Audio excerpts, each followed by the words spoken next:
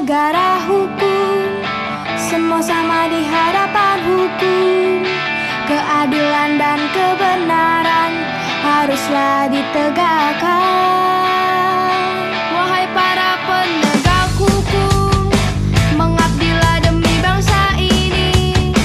Janganlah menyalahgunakan wewenang ada padamu. Bangsa kita Indonesia. Salam supremasi hukum. Ini ada dua klien yang datang ke kantor kami yang kasusnya mirip-mirip tipis. Seperti itu nih saya mau coba sharing intinya, hati-hati dalam berbicara. Melibatkan dua sekolah yang ada di Indonesia, sama-sama melibatkan anak SMP dan dua-duanya gugatnya tuh dua-duanya orang-orang bodoh. Oke, kita sebut pertama sekolah A ya. Sekolah A ini kepala sekolahnya nelfon saya, Pak, tolong Pak, sekolah kami diancam oleh oknum tentara. Kenapa Pak? Iya, karena jadi kasusnya gini, saya cerita kasusnya kayak gitu. Entah gimana caranya seorang orang tua murid bisa masuk ke grup anak-anak SMP, dan itu pun yang nggak tahu, dan teman-teman yang di grup itu nggak sadar bahwa itu ada wali murid lah, ada orang tua murid di dalam situ. Dan kita sebut aja anak bapak itu si X. Kebetulan di obrolan ada anak lima orang cowok yang lagi ngerumpi setelah saya, dia ngomong gini, si X itu seksi banget ya, sembok banget. Terus saya ini nyaut lagi, ini semuanya cowok. Ya betul, aduh hai bodinya dia bilang. Terus juga ada tiba-tiba yang ada yang nyaut gini, enak kali ya kita perkosa gitu. Terus 5 orang itu nyaut, setuju gitu.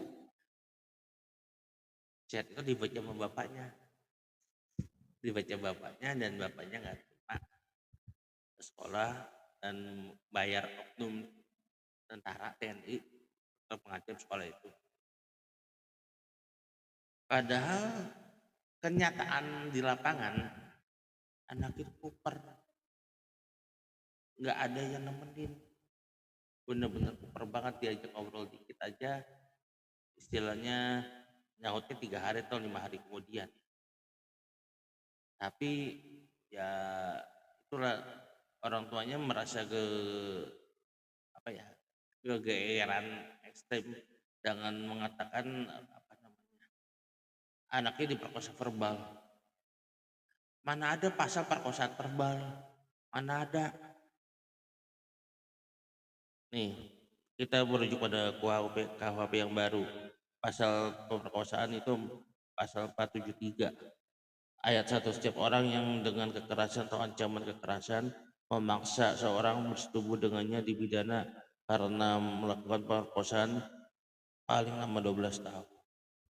Nyatanya hasil visum semua anak itu baik-baik saja, dan bapaknya ngotot bahwa dia dialami pemerkosaan verbal, bukan pelecehan. Dan itu pelecehan juga nggak diapa-apain.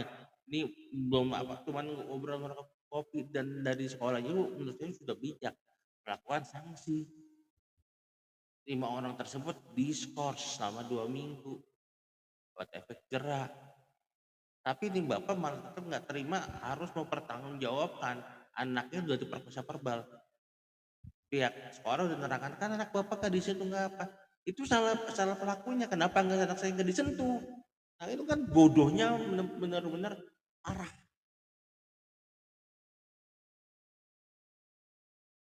Ini fakta loh, di kota besar. itu sekolah A, kita lanjut ke sekolah B. Ya kasusnya mirip-mirip tipis yang melibatkan anak SMP juga. Ada seorang anak SMP siswi, dia apa namanya dekat dengan seorang guru, pacar dekat sama seorang guru, dan hukumnya wajib loh seorang guru menyayangi dan melindungi semua siswa-siswinya. Tapi karena ada suatu ketika obrolan itu yang apa ya, yang ibaratnya kasih tau lah, ada obrolan yang menggemaskan yang kita ibaratnya kayak gitu. Terus karena guru tersebut keki, dia jawab, iya sayang, iya sayang. Terus karena obrolan yang saya bilang ini obrolan yang mengemaskan dan ngeselin, ada ucap gurunya ngomong, nanti aku peluk nih. Ya sama aja, sama aja. Ih, ini ngeselin ya, gue jembel people, gidi. Ada gue jitak bener, atau ketemu gue cium bener. Ekspresi. Ya karena itu kan apa ya? Cuman obrolan, candaan. Dan faktanya di sekolah ini guru dan anak itu tidak terjadi apa-apa. Tidak terjadi pelecehan, tidak terjadi pemerkosaan, tidak apa. Tapi orang tuanya maksa dan maksa. Akhirnya guru itu dengan dibawa tekanan oknum tertentu, yang guru itu nggak berani cerita sekolah B ini. Padahal nggak ada yang dilanggar. Apa yang dilanggar? Kalaupun dia mau ngenain pasal pelecehan seksual atau perbuatan cabul, itu pasal 414. Dengarkan ayat 1, setiap orang yang melakukan perbuatan cabul terhadap orang lain yang berbeda atau sama jenisnya, di depan umum dipidana penjara paling lama 6 bulan. 6 tahun. Benar. Paling lama, saya ulang, ralat. Saya ulang dari depan, pasal 414 ayat 1, siapa orang yang melakukan perbuatan cabul terhadap orang lain yang berbeda atau sama jenisnya, di depan umum dipidana penjara paling lama 6 bulan. Itu denda kan. Di sini kan dibilang melakukan cabul, nyatanya tidak terjadi apa-apa. Faktanya nggak terjadi apa-apa. Terus juga secara paksa dengan kekerasan atau ancaman kekerasan dipidana paling lama 9 tahun. Boro-boro kekerasan. Orang pulang perginya aja tuh anak dikawal mama bapaknya. Dan tahulah sekolahan setiap nggak ada waktu kosong, gurunya pasti ada di kelas terus. Kapan perkosanya? Kapan cabulnya? Nggak ada. Terus juga yang dipublikasikan sebagai muatan pornografi dipidana paling lama 9 tahun. Ini bang nggak ada. Tapi kelakuan orang tua tersebut malah dengan chat itu menyebarkan ke wali murid. Itu udah perbuatan tidak menyenangkan karena emang tidak terjadi apa-apa. Jadi orang tua jangan kegeeran bisa mendidik anak lah. Kata sayang langsung dianggap pacaran, dianggap gurunya naksir. Wah, sekarang gini, kalau bener seandainya gurunya naksir, wajar nggak cowok suka sama cewek? Wajar. Yang nggak wajar cowok suka sama cowok, cewek suka sama cewek, itu nggak wajar. Selama itu dia suka dan nggak ngapa-ngapain, sehat-sehat aja bergaulannya, ya nggak apa-apa. Pasal mana yang dilanggar? Ini sekolah B ini sampai gurunya dipecat.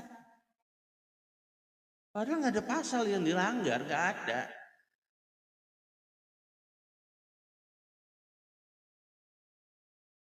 Ya itulah maksudnya. Untung loh yang sekolah B juga nggak bikin surat kuasa.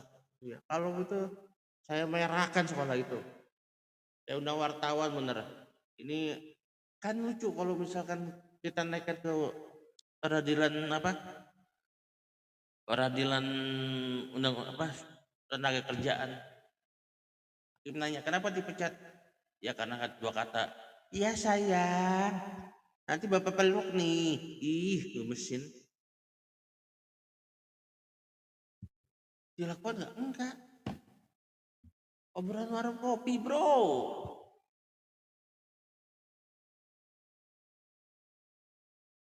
Ya, hati-hati menggunakan kata diperkosa sama pelecehan. Karena kalau lu dan tindakan orang tua murid itu menyebarkan WA-nya itu udah pencemaran nama baik. Pencemaran nama baik. Kalau menyebar ke surat kuasa, habis lu kalian orang tua murid itu. Gua merah kan bener sekolahnya. Ya itulah. Jadi orang tua harus bisa-bisa ngedidik anak. Tahu mananya bercanda, tahu mananya serius. Sama tidak obrolan apa?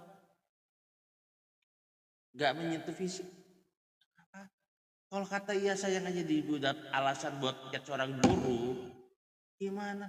Kayak aku ada seorang guru lama lah.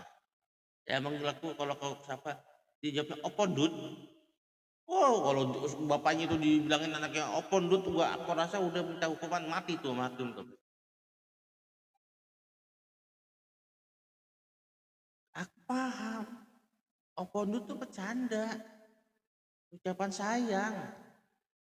Dia kata sayang-sayang sekarang di mana? Coba tunjukkan nama saya pasal mana yang isinya guru dilarang menyayangi dan mencintai murid. Kalau lu nggak sayang sama nggak cinta sama murid, jangan jadi guru. Seperti itu.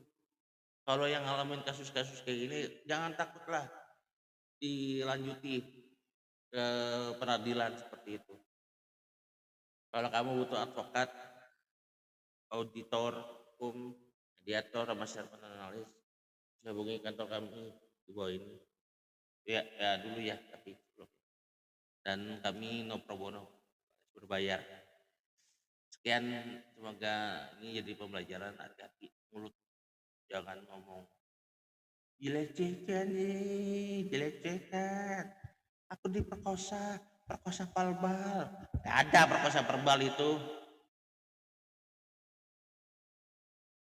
Oke, sekian semoga jadi pembelajaran dan kita sebagai orang tua harus bisa mendidik anak yang benar dan diajarkan tentang apanya dari dini tentang seksualitas mana yang tidak boleh dan sesuai dengan norma dan hukum agama.